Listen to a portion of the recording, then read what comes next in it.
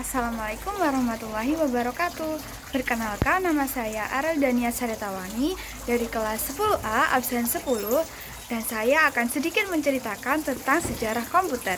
Sebenarnya komputer adalah sekumpulan alat elektronik yang saling bekerja sama untuk menerima data, mengolah data, dan menampilkan data untuk penggunanya.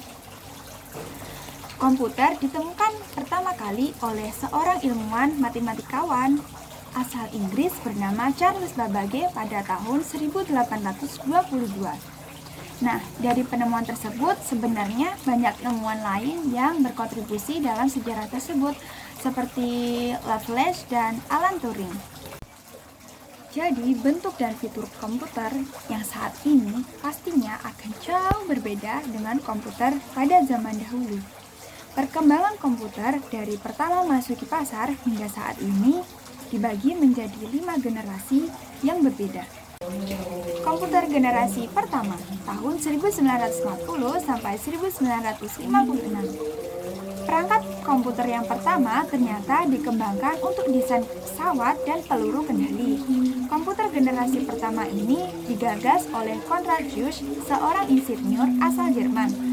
Komputer ini menggunakan tabung hampa udara sebagai sirkuit dan drum magnetik untuk memori. Dan komputer generasi pertama ini sangat mahal dan besar. Komputer generasi pertama juga mengandalkan machine language, yaitu level bahasa pemrograman paling rendah yang bisa dimengerti oleh komputer. Komputer generasi kedua tahun 1956 sampai 1963. Diciptakannya transistor pada masa ini mengubah wajah komputer generasi pertama. Transistor menggantikan tabung hampa udara dan memulai perkembangan komputer generasi kedua. Transistor jauh mengungguli tabung hampa udara dan memungkinkan komputer jadi lebih kecil, cepat, murah, dan hemat energi.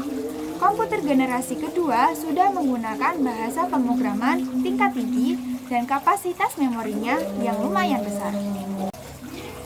Komputer generasi ketiga tahun 1964 sampai 1971.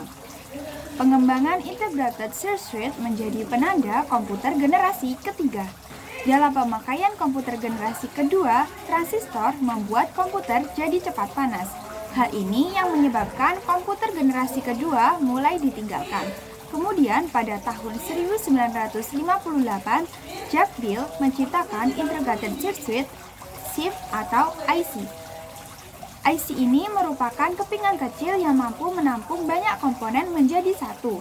Jadi komputer pada generasi ketiga ini menjadi lebih kecil, cepat, dan mudah, dan memungkinkan untuk dipasarkan ke khalayak umum. Komputer generasi keempat tahun 1971 sampai sekarang.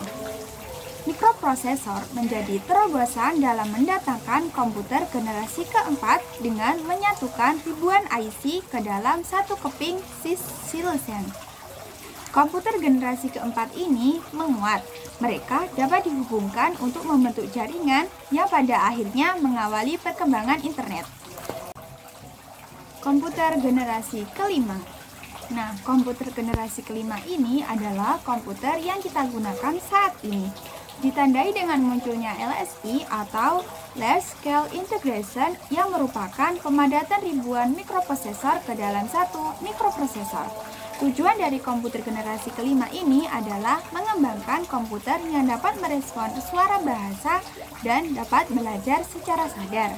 Nah, seperti itulah sejarah komputer pada zaman dahulu hingga komputer yang saat ini kita gunakan. Semoga bisa menjadi manfaat bagi kalian semua dan mohon maaf bila ada kesalahan dalam pengucapan saya dan terima kasih telah menonton video saya. Wassalamualaikum warahmatullahi wabarakatuh.